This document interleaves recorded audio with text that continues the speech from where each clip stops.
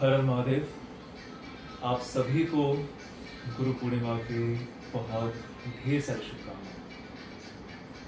आप सबके लिए, हम सबके लिए ये दिन बहुत खास है क्योंकि हम सब अपने अपने गुरुजनों के पास जाते हैं, उनसे आशीर्वाद लेते हैं।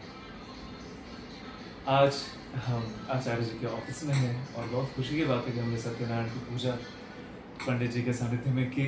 बहुत खुशी हुई, बहुत आनंद आया।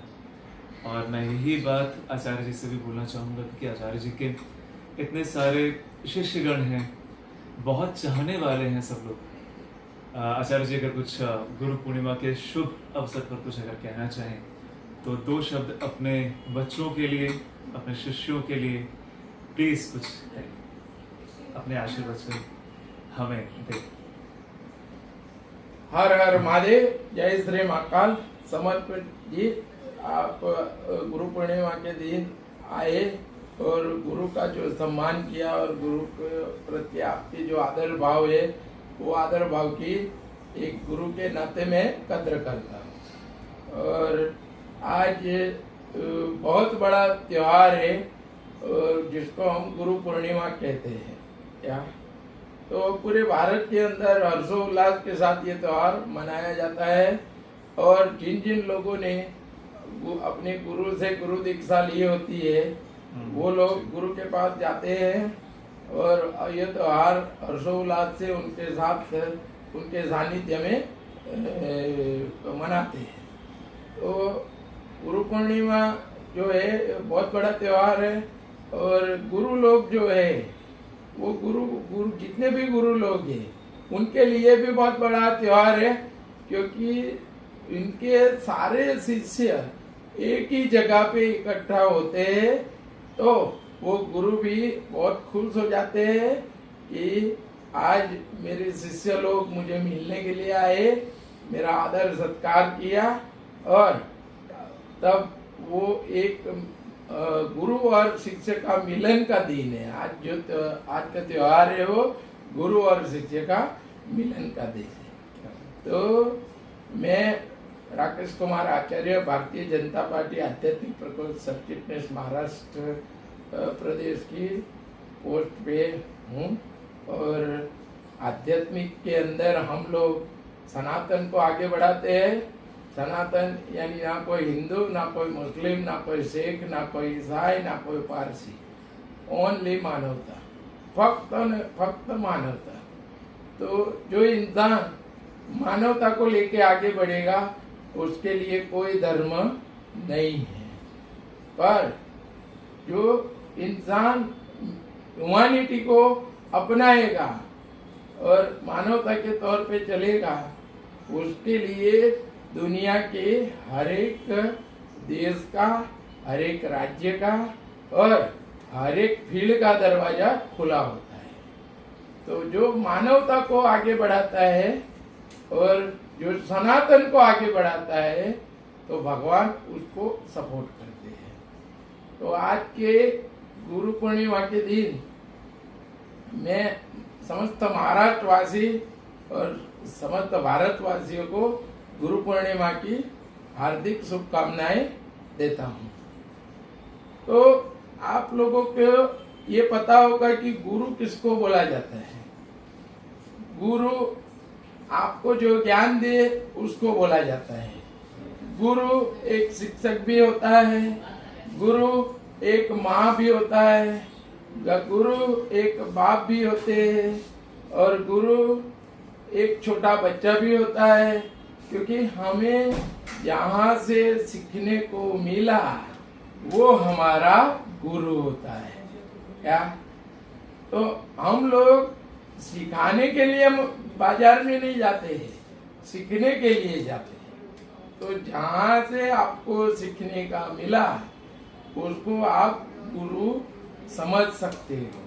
क्या तो क्योंकि वहां से आपको कुछ न कुछ ज्ञान मिला। लेकिन आध्यात्मिक की भाषा में बोला जाता है कि आध्यात्मिक तौर पे गुरु उसको बोला जाता है कि जिसको हम सतगुरु बोलते हैं। सतगुरु यानी जिसके अंदर कोई ना मोह होता है, ना माया होता है, न लालच होता है और ना भी किसी प्रकार की इच्छा होती है, ऐसे लोगों को सतगुरु बोलता है। और जब सतगुरु आपको मिलता है तो आपका जीवन नैया जो है वो बहुत बड़े तूफानों से पार कर देते हैं। तो जो आपको सतगुरु मिला, और सतगुरु जो है वही भगवान की कृपा करा सकते हैं। तो सतगुरु आपको मिलना चाहिए कि जिसके अंदर कोई ना मोह हो, माया हो, ना लालच हो, ना इच्छा हो। क्या? और जो मोह माया से परे वो ईश्वर की कृपा पा सकता है। आज दुनिया भगवान कृष्ण ने भी ये बोला था कि कलयुग के अंदर रुपये को लोग भगवान समझ लेंगे, बराबर है, लेकिन रुपये के पीछे भागने वाले जो लोग हैं, बराबर है, उनको अगर शांति चाहिए तो मेरी पूजा करनी पड़ेगी। क्या? तो जहाँ रुपया है वहां मैं नहीं हूँ, ये भगवान कृष्ण ने बोला था। और जहाँ मैं हूँ वहां सब कुछ है। तो आज एक सतगुरु आपके पास आप मिल जाते हैं, ढूंढने से मिलता है। आज के कलयुग के अंदर सतयुग मिलना, सतगुरु मिलना बहुत मुश्किल है, पर क्या बोला जाता है कि कोई भी चीज मुश्किल नहीं होती है, ढूंढने से सतगुरु भी मिल जाता है। तो जो सतगुरु आपको मिला वो आपको भगवान की कृपा करा सकते हैं, आपका एनर्जी चेंज करा सकते हैं, आपका एक ओरा चेंज करा सकते हैं, और वो खाली केवल सतगुरु ही करा सकते हैं। क्या? तो लोग ये बोलते हैं कि गुरु कैसा होना चाहिए, तो गुरु मोह माया से पर होना चाहिए। और मैं समस्त महाराष्ट्रवासी और समस्त भारतवासी ये कहना चाहूंगा कि अगर सतगुरु आपको मिल गया तो आपको पीछे मुड़ के देखने की जरूरत नहीं है। आपकी जीवन नैया सात बोलते हैं ना, ये समुंदर पार भी वो करा सकते हैं। तो मैं ये गुरु पूर्णिमा के दिन जैसे समर्पित ने बोला कि आप अपना आशीर्वचन बोलो, तो मैं सबको यही बोलूंगा कि सतगुरु ढूंढो। क्या? जो सतगुरु मिल गया तो आपको जीवन को मोक्ष भी मिल सकता है, और 84 लाख योनि का सर्वश्रेष्ठ अवतार अपने को मनुष्य अवतार मिला है।